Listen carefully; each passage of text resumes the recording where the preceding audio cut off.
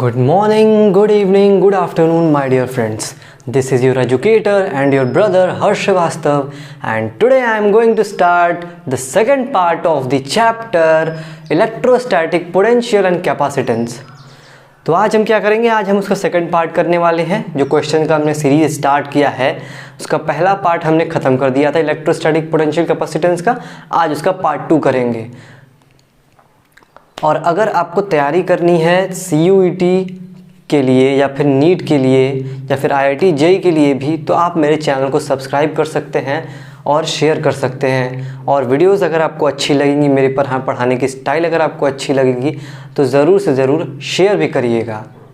Okay, तो चलिए अपने क्वेश्चन नंबर 1 से स्टार्ट करते हैं हम. आपको स्क्रीन पर क्वेश्चन दिख रहा होगा. A capacitor is charged by a battery and the energy stored is U. Means there is a capacitor and energy stored is U. The battery is now removed and the separation between the plates is double. The energy stored now is. So here is our capacitor. It is given in the question that ये एक capacitor है हमारे पास जिसके बीच का ये रहा distance कितना है, D है. ठीक है, ये डिस्टेंस हमारे पास इसके बीच का ये D दिया हुआ है. और क्या पूछा है इसमें, और इसकी एनर्जी दी है.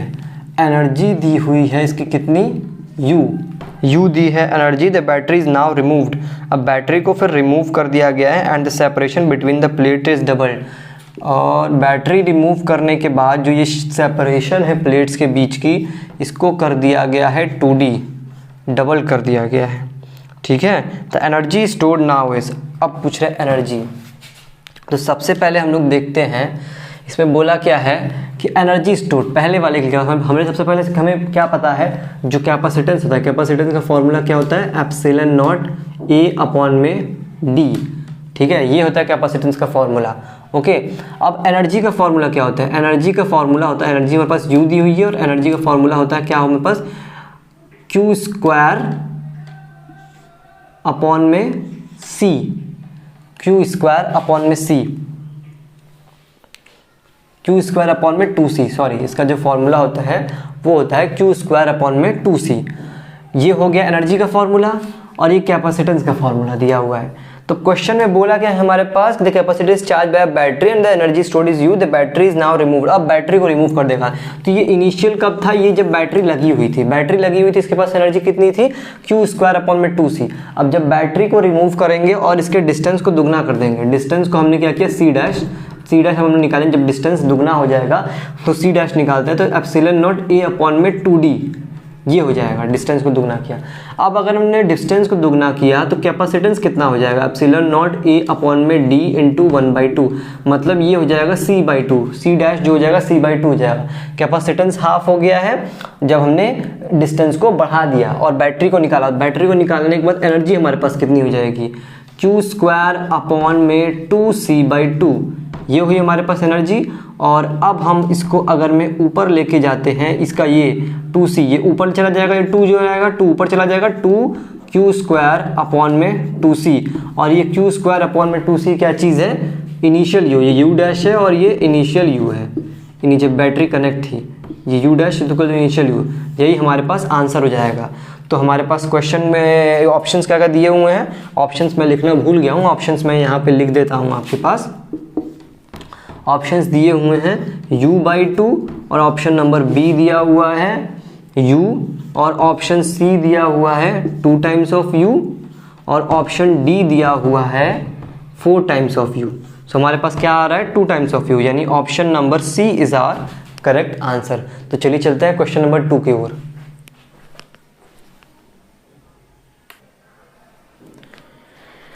तो क्वेश्चन नंबर 2 आपको स्क्रीन पर दिख रहा होगा. क्वेश्चन नंबर 2 क्या कह रहा है, the equivalent capacitance between A and B is. So ये हमारे पास दिया हुआ है फिगर. इसमें इक्विवेलेंट कैपेसिटेंस बताना है A और B के बीच में. ठीक है, तो इस क्वेश्चन में क्या कर सकते हैं, पहले हमें इसको अरेंज करना पड़ेगा अच्छी तरीके से. ओके, तो अरेंज करने में क्या करेंगे, ये देखिए यहाँ से करंट आ रहा होगा, यहाँ से ये जाएगा यहाँ पर, ये यहाँ से डिवाइड होगा, यहाँ से डिवाइड होगा, फिर ये यहाँ पर जाएगा. यहाँ पर जाने के बाद क्या होगा, इसमें इसमें और इसमें इन तीनों में करंट जो है सेम जा रहा है, लेकिन इस पॉइंट में आने के बाद करंट क्या हो रहा है, डिवाइड कर जा रहा है, इधर चला जा रहा है अलग करंट और इधर चला जा रहा है अलग करंट। ठीक है, तो हुआ क्या कि जब एक जॉइंट पे आने के बाद जब करंट डिवाइड कर जाएगा तो इसका मतलब ये वाला जो है ये पैरेलल में कनेक्ट है और ये तीनों के तीनों क्या है, सीरीज में कनेक्ट है। ये तीनों सीरीज में कनेक्ट है, ये पैरेलल में कनेक्ट है। तो इसको अगर मैं हम लोग एक बार और अगर मैं ड्रॉ कर लेते हैं अच्छी तरीके से, तो ये बन जाएगा हमारे पास किस टाइप से, ये गया इस टाइप से, ओके, ये गया ऐसे लग गया, ये सीरीज में तीनों है ना, तीनों के तीनों ये सीरीज में है। ये पॉइंट हमारे पास बी हो गया और फिर उसके बाद ये इस टाइप से चला जाएगा, ये ऐसे, ये ऐसे और ये ऐसे, ये ऐसे, ये ऐसे।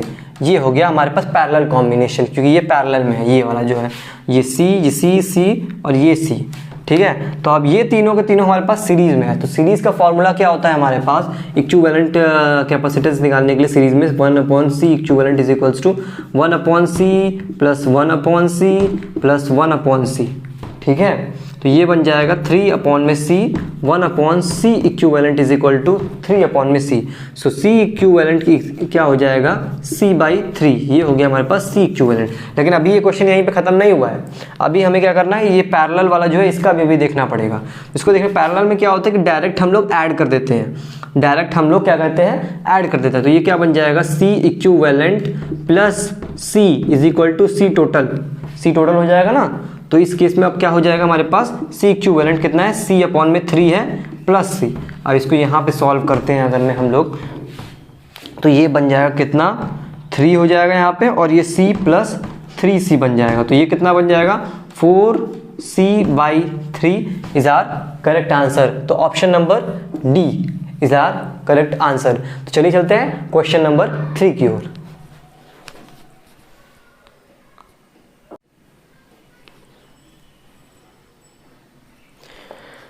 तो चलिए चलते हैं क्वेश्चन नंबर 3 की ओर। क्वेश्चन नंबर 3 क्या कह रहा है, the capacitance of a parallel plate condenser does not depend upon. So options क्या क्या दिए हुए हैं इसमें, मतलब कैपेसिटेंस जो है पैरेलल प्लेट कंडेंसर का, वो किन किन चीज़ों पर डिपेंड नहीं करता है। तो इसमें ऑप्शंस क्या दिया हुआ है, एरिया ऑफ प्लेट्स पर डिपेंड नहीं करता है, और medium between the plates, distance between the plates, metal of plates. तो इसको जानने के लिए सबसे पहले हम लोग कैपेसिटेंस का फॉर्मूला लिख लेते हैं। कैपेसिटेंस का फॉर्मूला क्या होता है, C is equals to epsilon not A/d, ये होता है कैपेसिटेंस फॉर्मूला। ठीक है, और ये जो होता है एप्सिलॉन नॉट, ये किसको दिखाता है, ये दिखाता है हमारे पास मीडियम को। ये एप्सिलॉन नॉट जो होता है वो हमारे पास मीडियम को दिखाता है, ओके। और ये A जो है वो एरिया को दिखा रहा है, ए जो है एरिया को दिखा रहा है, ओके। और डी जो है डिस्टेंस को दिखा रहा है, डी जो है डिस्टेंस को दिखा रहा है। तो हमारे पास बचेगा क्या, एरिया को तो दिखा ही रहा है, ऊपर से मीडियम बिटवीन द प्लेट्स ये भी दिखा रहा है, मीडियम कौन सा बिटवीन द प्लेट्स, मीडियम भी दिखा रहा है, एरिया को भी दिखा रहा है। फिर क्या है, distance between the plates, distance between the plates बता रहा है। अब बचा क्या, metal of the plates, metal of the plates पे वो डिपेंड नहीं करता है। तो इसलिए option number D is our correct answer. तो चलिए चलते हैं क्वेश्चन नंबर 4 की ओर।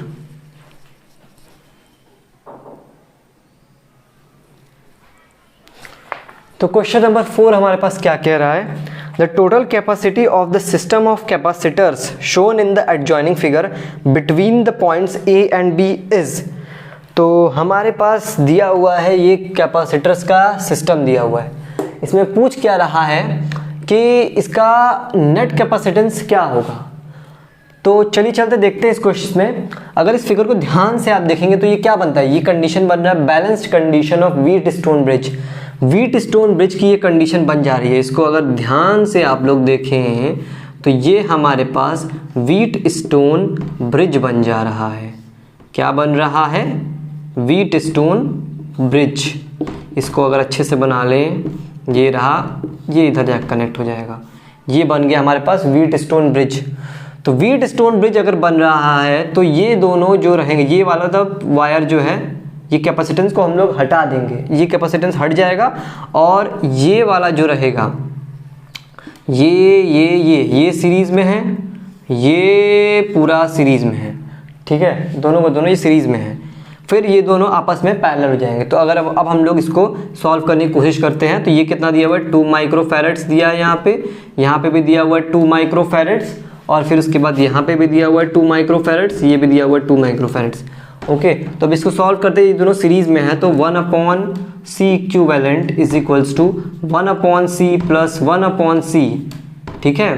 तो ये बन जाएगा कितना, 1/c equivalent is equals to 1/2 plus 1/2, और ये 1/2 मिलके क्या बन जाएगा, 1 बन जाएगा, 1 माइक्रोफैरड। ये c इक्विवेलेंट यहाँ से निकालते हैं तो 1 हो जाएगा, यानी ये पूरा आ जाएगा 1 माइक्रोफैरड्स यहाँ पे आ जाएगा। तो अब हमको इसका निकालना है, इसका भी 1 माइक्रोफैरड आ जाएगा। और अब ये दोनों बन जाएंगे हमारे पास क्या, पैरेलल में। इसको अगर ध्यान से हम लोग देखते हैं तो ये हमारे पास कुछ इस तरीके से बन जाएगा। तो ये क्या है, पैरेलल बन चुका है, पैरेलल में हो गया है। तो ये 1 माइक्रोफैरड है, ये 1 माइक्रोफैरड है, और पैरेलल में कैपेसिटेंस डायरेक्टली ऐड हो जाते हैं। तो क्या बन जाएगा, ये 2 माइक्रोफैरड बन जाएगा। यानी आंसर हमारा क्या होगा, option number B is our correct answer. तो चलिए चलते हैं क्वेश्चन नंबर 5 की ओर।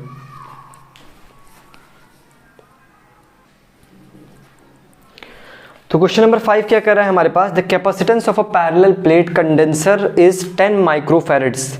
कैपेसिटेंस जो हमारे पास 10 माइक्रोफैरड्स दिए हुए हैं।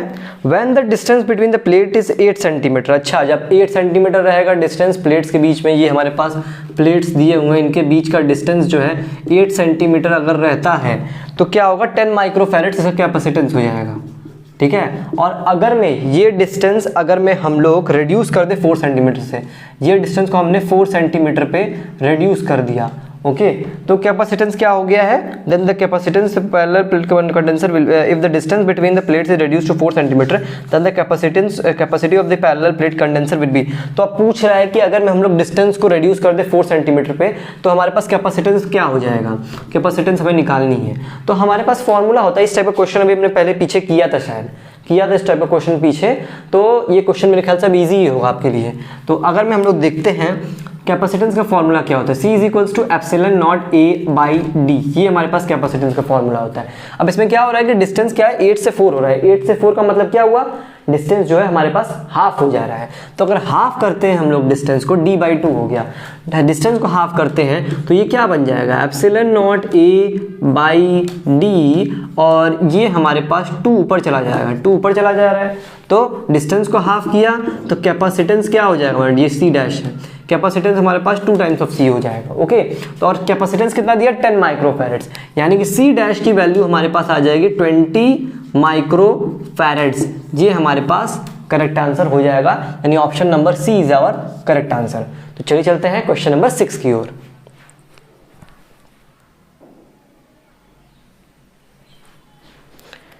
तो आता है क्वेश्चन नंबर 6 की ओर। क्वेश्चन नंबर 6 क्या कह रहा है, if the distance between the parallel plate of a capacitor is half. Distance को क्या कर रहा है, ये हाफ कर दे रहा है, मतलब जो D है हमारे पास, C is equals to epsilon not A upon में D, और इसमें डाइलेक्ट्रिक भी इंट्रोड्यूस हो गया है तो K टाइम्स हो जाएगा। तो जो डिस्टेंस दिया हुआ है इसको क्या कर दे रहा है हमारे पास, D/2 कर दे रहा है, जो डिस्टेंस है वो D/2 कर दे रहा है, D डैश है। और फिर क्या बोल रहा है हमारे पास, and the dielectric constant is doubled then the capacitance. अच्छा, तो डाइलेक्ट्रिक कांस्टेंट की जो है इसको 2K कर दे रहा है, ठीक है, डाइलेक्ट्रिक कांस्टेंट को इसने 2K कर दिया। तो हम लोग फॉर्मूला में इसको देख लेते हैं क्या हो सकता है। ये हमारे पास है C is equal to epsilon K times of epsilon not A by D। तो अगर भी हम लोग इसको देखते हैं ध्यान से तो C इज इक्वल टू क्या हो जाएगा, ये K को क्या कर रहा है, दुगना कर दे रहा है, तो ये 2K हो जाएगा, 2K epsilon not A upon में, और ये D को क्या कर दे रहा है, D/2 कर दे रहा है, D को इसने कर दिया है D/2। तो अगर इसको आप सॉल्व करते हैं तो ये 2 जो है ऊपर चला जाएगा, T2 जो है ऊपर चला जाएगा, तो ये 4K epsilon not A upon में D, यानी कि ये K epsilon not A by D क्या हो जाएगा, ये 4 टाइम्स ऑफ, ये क्या है हमारे पास C है और ये C डैश है, तो ये 4 टाइम्स ऑफ C हो जाएगा। तो आंसर क्या हो जाएगा, C dash is equals to 4 times of C is our correct answer, यानी कि ऑप्शन नंबर हमारे पास क्या हो जाएगा, option number C increased 4 times, ये हमारा करेक्ट आंसर हो जाएगा, ऑप्शन नंबर C। तो चलिए चलते हैं क्वेश्चन नंबर 7 की ओर।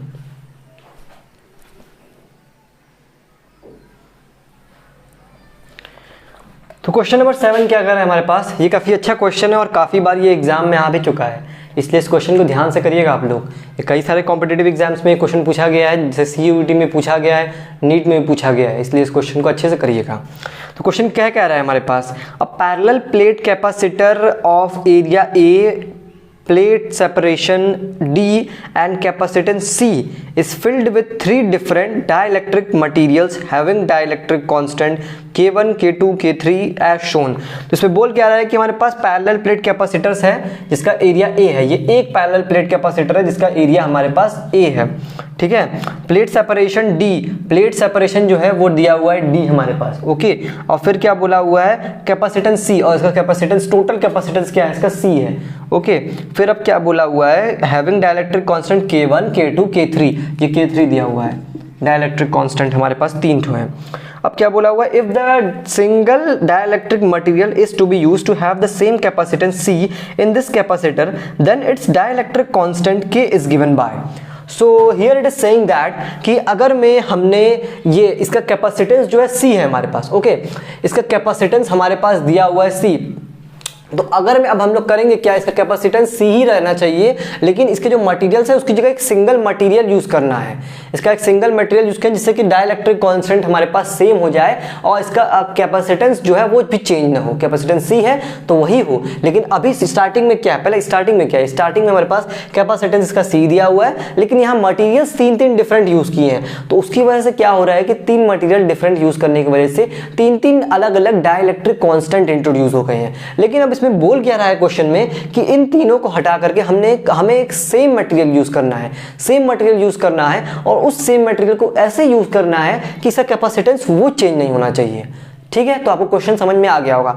तो हम लोग इसको सॉल्व करना शुरू करते हैं। सबसे पहले हम लोग क्या करते हैं, सबसे पहले हम लोग सबका अलग अलग कैपेसिटेंस निकालते हैं। तो C1 क्या होगा हमारे पास, C1 को अगर हम लोग निकालना शुरू करते हैं, यहाँ से स्टार्ट करते हैं, यहाँ से स्पेस से, क्योंकि हमारे पास थोड़ी कमी है इस वजह से यहाँ से स्टार्ट करते हैं। तो C1 हमारे पास क्या हो जाएगा, epsilon not A by D, लेकिन ये D नहीं होगा, यहाँ पे देख रहे हैं ये डिस्टेंस जो है इसके बीच में D/2 है, यहाँ पे दिया हुआ है D/2 डिस्टेंस दिया, तो ये एप्सिलॉन नॉट A अपॉन में D/2 और ये K डाइलेक्ट्रिक कांस्टेंट से मल्टीप्लाई हो गया। C2 क्या हो जाएगा, C2 हो जाएगा K epsilon not A upon में, देखो ये K1 है, ये यहाँ पे K1 है, ये गलती हो जाती है बहुत लोगों से, ध्यान नहीं देते हैं, ये K1 है और ये K2 हो जाएगा और ये एप्सिलॉन नॉट A अपॉन में D/2 ये हो जाएगा, ओके, ठीक है, ये हो गया। और अब क्या करेंगे हम लोग, C3 की वैल्यू क्या हो जाएगी, C3 is equals to K3 epsilon not A upon में, ये एरिया भी इनका इसका अलग है, ये एरिया A/2 है, ये भी एरिया A/2 है, लेकिन तीसरे वाले में एरिया जो है हमारे पास क्या है, एरिया तीसरे वाले में A ही है, तीसरे वाले का एरिया चेंज नहीं हुआ है, तीसरे वाले में एरिया जो है A ही दिया हुआ है, और ये क्या है, ये डिस्टेंस हमारे पास D हो गया है।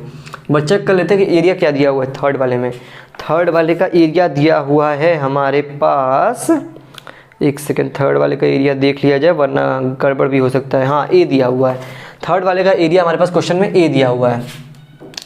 तो अब हम लोग इसको अगर सॉल्व करते हैं, यहाँ से देखते हैं, तो C1 और C2 ये हमारे पास क्या है, पैरेलल में है, क्योंकि ये देख रहे हैं करंट यहाँ से आएगा लेकिन यहाँ पे जाकर डिवाइड हो जाएगा, तो C1 C2 हमारे पास क्या है, पैरेलल में है। तो पैरेलल में डायरेक्ट क्या होगा, हमारे पास ऐड हो जाएगा, C1 प्लस C2 ऐड हो जाएंगे। तो C1 C2 अगर ऐड करते हैं अगर मैं, तो K1 epsilon not A by D upon में D/2, ठीक है, और ये क्या हो जाएगा plus K2 epsilon not A/2 upon में D/2, ठीक है, ओके। तो अब यहाँ पे हम लोग सॉल्व करते हैं आगे का अगर मैं हम लोग देखते हैं यहाँ पर, तो ये क्या हो जाएगा, यहाँ से हम लोग C1 प्लस C2 किए हैं ना, ये दोनों क्या है हमारे पास पैरेलल में डायरेक्ट ऐड हो गया है।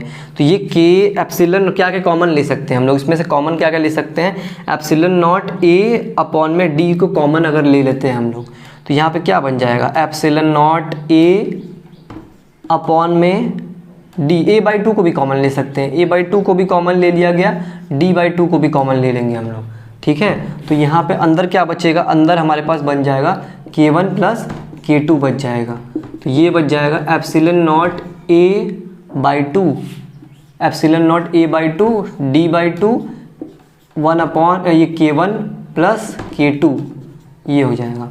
और अब हम लोग निकालेंगे C3 के लिए, C3 को अगर मैं हम लोग C3 हमारे पास क्या है, सीरीज में कनेक्टेड है, C3 हमारे पास सीरीज में कनेक्टेड है।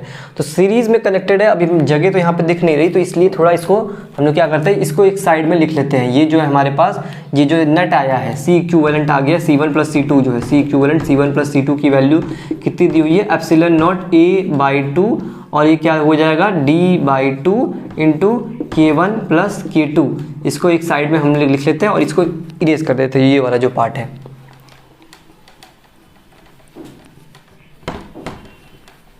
इस वाले पार्ट को हमने इरेज कर दिया है ताकि सॉल्व कर सके। यहाँ पर देख लेते हैं कि C3 की वैल्यू जो है ये D/2 हो जाएगी। C3 की वैल्यू भी D/2 यहाँ पे देख सकते हैं, ये भी हमारे पास D/2 ही दिया हुआ है। ओके, सो अब हम लोग लेते हैं C इक्विवेलेंट, तो हमारे पास आ चुका है इन दोनों का C इक्विवेलेंट, ये दोनों हमारे पास पैरेलल में है। तो एप्सिलॉन नॉट A अपॉन में A/2 into D/2 K1 plus K2, यानी कि इसको हम लोग बोल सकते हैं epsilon not A/D into K1 plus K2, इसको हम लोग बोल सकते हैं। अब इसको हम लोग यहाँ पे लेते हैं इसके लिए, इसके साथ ये हमारे पास सीरीज में है, तो ये हो जाएगा 1 अपॉन में C3 प्लस 1 अपॉन में C इक्विवेलेंट, ठीक है, इज इक्वल्स टू ये 1 अपॉन में क्या है हमारे पास K3 epsilon not A upon में D/2 हो जाएगा, और ये बन जाएगा 1 अपॉन में epsilon not A/D into K1 plus K2, ये हमारे पास ये बन गया। ओके, सो अब ये हमारे पास ये 2 जो है ऊपर चला जाएगा, तो ये बन जाएगा हमारे पास 1 अपॉन में 2K3 epsilon not A upon में D प्लस 1 अपॉन में epsilon not A/D into K1 plus K2, ये हो गया हमारे पास। तो अब यहाँ से क्या हो जाएगा, अब यहाँ से अगर देखा जाए इस पार्ट को हमें थोड़ा सा रब करना पड़ेगा। अब इस पार्ट को अगर हम लोग रब करते हैं और अगर देखें आगे का स्टेप, तो ये बन जाएगा कितना, ये C1 अपॉन C3, ये C टोटल कितना आ जाएगा, C टोटल इस ये ऊपर चला जाएगा ना, ये नीचे जो भी चीज़ें हैं वो सब ऊपर चली जाएंगी। यहाँ से पहले हम लोग, चलिए ये भी स्टेप मैं करके दिखाई देता हूँ आपको, नहीं तो कन्फ्यूज़न होने लग जाएगा आप लोगों को। सो ये 1 अपॉन C3 प्लस 1 अपॉन में C इक्विवेलेंट, ये कितना हो जाएगा 1 अपॉन में C टोटल, ये हो जाएगा इज इक्वल्स टू ये कितना बन जाएगा, ये बन जाएगा 1, ये हम लोग कॉमन ले लेंगे यहाँ से ना, 1 अपॉन में एप्सिलॉन नॉट A/D को हमने यहाँ पे कॉमन लिया, तो अंदर यहाँ क्या बचेगा 1 अपॉन में 2K3 प्लस 1 अपॉन में K1 प्लस K2 हमारे पास यहाँ बच जाएगा। ठीक है, तो अब यहाँ से हो जाएगा C3 ज़रूरत नहीं है, यहाँ पे इसको ऊपर लेके आने की ज़रूरत नहीं है। 1 अपॉन में C total is equals to आराम से ये बन जाएगा, यहाँ पे एप्सिलॉन नॉट ये है 1 अपॉन में K ये हो जाएगा हमारे पास। इसको अगर मैं हम लोग उसके टर्म में लिख दें, डाइलेक्ट्रिक कांस्टेंट के टर्म में अगर लिखते हैं तो ये बन जाएगा हमारे पास क्या, डाइलेक्ट्रिक कांस्टेंट के टर्म में लिखेंगे तो ये 1 अपॉन में K बन जाएगा इज इक्वल्स टू 1 अपॉन में 2K3 प्लस 1 अपॉन में K1 प्लस K2, ये हो गया डाइलेक्ट्रिक कांस्टेंट के टर्म्स में।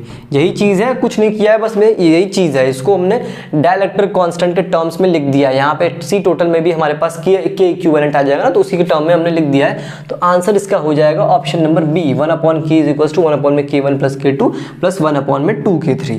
तो चलिए चलते हैं क्वेश्चन नंबर 8 की ओर।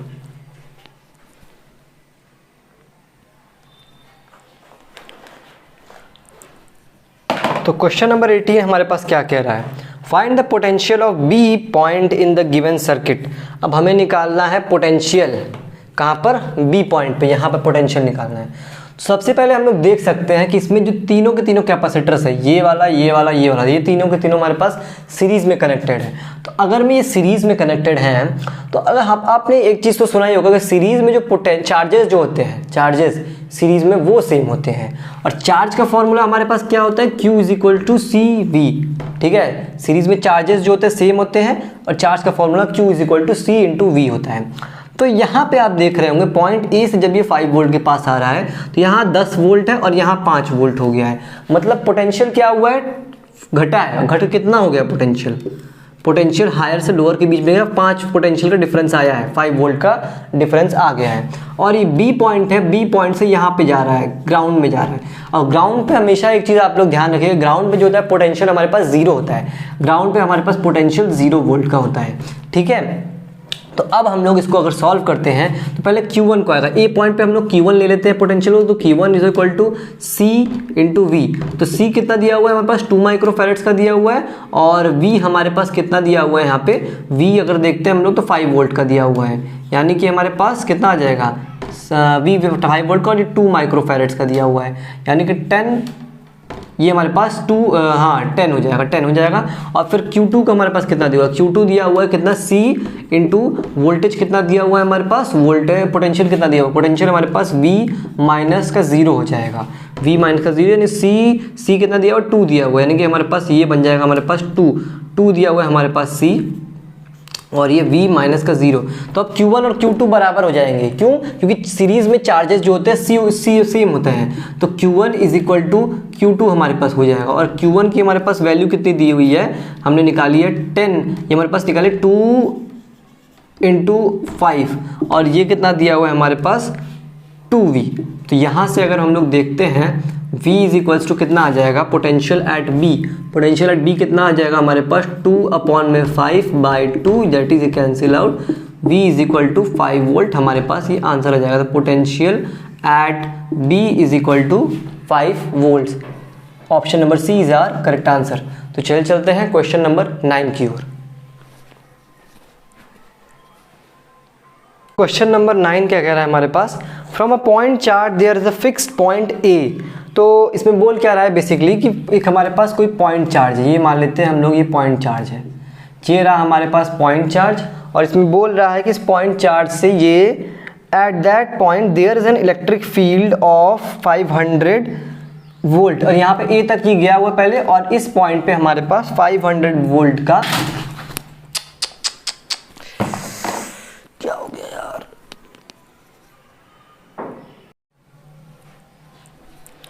तो क्वेश्चन नंबर 9 क्या कह रहा है हमारे पास, from a point charge there is a fixed point A, at that point there is an electric field of 500 volt per metre and the potential of 3000 volt, that's the distance of point A from the point charge is.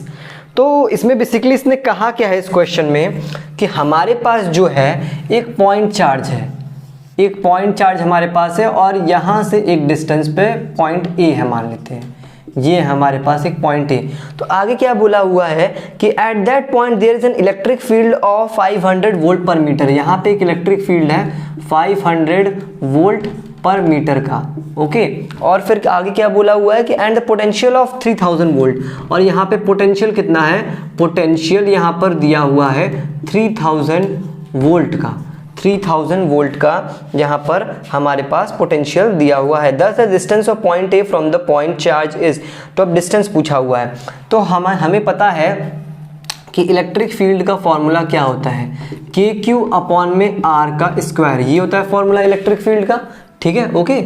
और यहाँ से KQ को हम लोग अगर में रखें और यहाँ R आ जाए, और ये बन जाएगा 1/R, यहाँ अगर मैं 1/R को हम लोग सेपरेट कर दें, तो ये हमारे पास क्या बन जाएगा, KQ अपॉन में R, ये हमारे पास आ जाता है वो पोटेंशियल आ जाएगा, ये हमारे पास क्या आ जाएगा, पोटेंशियल आ जाएगा। पोटेंशियल का फॉर्मूला क्या होता है हमारे पास, KQ अपॉन में R, तो ये हमारे पास V हो गया, और ये हमारे पास R बन गया, E is equals to V/R, ठीक है। और V हमारे पास कितना दिया हुआ है 3000 वोल्ट, ठीक है, और R की वैल्यू कितनी दी, R की वैल्यू हमें निकालनी है, ठीक है। तो और E की वैल्यू हमारे पास कितना दिया हुआ है 500 इज इक्वल्स टू 3000 अपॉन में R।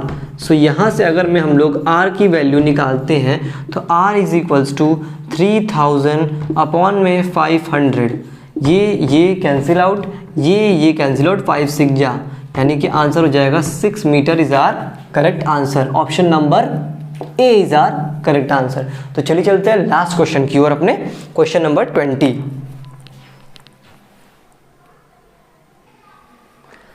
तो ये लास्ट क्वेश्चन हमारे पास क्या कह रहा है, question number 20, when the separation between two charges increased, the electric potential of the charges increases, decreases, remains the same and may increase or decrease, ये पूछ रहा है। तो इस क्वेश्चन में हम देख सकते हैं, सबसे पहले इसमें कोई चार्ज तो मेंशन किया नहीं है कि पॉजिटिव चार्ज है कि नेगेटिव चार्ज है कि पॉजिटिव नेगेटिव दोनों है। तो हम लोग अगर मैं सब तीनों का केस लेके देखते हैं, अगर मैं पॉजिटिव चार्ज रहता है हमारे पास तो पोटेंशियल एनर्जी इंक्रीज भी कर सकती है, सॉरी पोटेंशियल एनर्जी क्या होगी, डिक्रीज करेगी। अगर मैं पॉजिटिव चार्ज होंगे पोटेंशियल एनर्जी डिक्रीज करेगी। और अगर में हमारे पास चार्जेस पॉजिटिव नेगेटिव हो जाते हैं, चार्जेस अगर में हमारे पास नेगेटिव हो जाते हैं तो उस केस में भी हमारे पास पोटेंशियल एनर्जी वो भी डिक्रीज कर जाएगी। लेकिन अगर में चार्जेस हमारे पास पॉजिटिव नेगेटिव होते हैं तो उस केस में पोटेंशियल एनर्जी हमारे पास इंक्रीज कर जाएगी। तो इसका ऑप्शन क्या हो जाएगा हमारे पास, ऑप्शन नंबर डी में इंक्रीज और डिक्रीज। ठीक है, तो आज के लिए हम लोग इतना ही रखते हैं। आज ये हमारा लास्ट क्वेश्चन था, आज के लिए इतना ही रखते हैं। अब अगले सेशन से हम लोग क्या करेंगे, करंट इलेक्ट्रिसिटी के कुछ इंपॉर्टेंट क्वेश्चंस कराएंगे जो कि सीयूईटी के पर्सपेक्टिव से काफ़ी इंपॉर्टेंट रहेंगे, लेकिन उसको नीट के भी बच्चे देख सकते हैं। और बाकी यही कहना चाहूँगा कि मेरे चैनल को सब्सक्राइब करिए, शेयर करिए, बेल आइकन को दबा दीजिए ताकि आपको नोटिफिकेशंस मिलते रहें। जैसे ही मैं नए वीडियो अपलोड करूँ आप तुरंत देखिए। और बच्चों आप बने रहिए मेरे साथ, आप देखिए मेरे वीडियोस को, आप लाइक करिए और देखिए कि क्या क्वेश्चंस करा रहा हूँ। वो क्वेश्चंस काफ़ी इंपॉर्टेंट मैं करा रहा हूँ। अगर आप उसको प्रैक्टिस करेंगे तो आपको आपके एग्जाम में बहुत ज़्यादा हेल्प होने वाली है। आप इसको प्रैक्टिस करिए और आप देखिए अगर आपका रिजल्ट अच्छा नहीं आएगा तो मैं आपको गारंटी देता हूँ आपका रिजल्ट बहुत अच्छा आएगा। अगर आपका सपना है DU, BHU या फिर AU जैसे यूनिवर्सिटीज़ में पढ़ने का तो इन क्वेश्चंस को आप ज़रूर से ज़रूर सॉल्व करिए। मैं इतने सिंपल वे से आपको बता रहा हूँ कि आपको हर एक चीज़ क्लियर हो जाएगा, क्योंकि मैं जो हूँ फिजिक्स पढ़ाने नहीं आया हूँ, मैं यहाँ फिजिक्स को सिखाने आया हूँ। देखिए बेसिकली होता है क्या कि फिजिक्स हमारा क्या है, लोग बच्चे इसको समझते हैं फिजिक्स एक सब्जेक्ट की तरह है, लेकिन physics is not subject, it is just like a sports. और स्पोर्ट्स में क्या होता है, स्पोर्ट्स में हमें खेलना होता है। खेलते कैसे हैं, रूल्स और रेगुलेशंस के हिसाब से। अगर आप रूल्स और रेगुलेशंस को फॉलो नहीं करते हो खेल में तो आपको बैन कर दिया जाता है। क्रिकेट में अगर आप लोग रूल्स के खिलाफ जाकर खेलते हैं तो क्रिकेट आपको बैन कर देगा, हटा देगा। तो इसी तरह से फिजिक्स भी होता है, फिजिक्स में भी आपको बस रूल्स और रेगुलेशंस के हिसाब से खेलिए, आप बहुत आगे जाएंगे।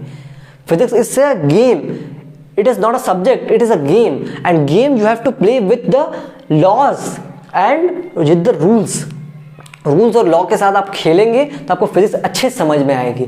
आप फिजिक्स सब्जेक्ट की तरह नहीं, एक गेम की तरह समझिए तो आपको फिजिक्स अच्छे समझ में आएगी। Because physics is not a subject, it's an emotion and I want to feel you that emotion. So आज के लिए इतना ही, चलिए चलते हैं, नेक्स्ट सेक्शन में मिलेंगे आपके साथ।